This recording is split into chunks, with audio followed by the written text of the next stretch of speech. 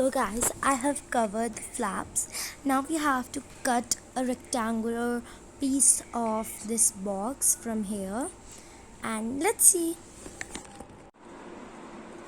So it's all ready guys. You can put a wrapping paper or some kind of transparent sheet above the food, and your solar oven is ready to be used. You can add a stick to give the flap a stand.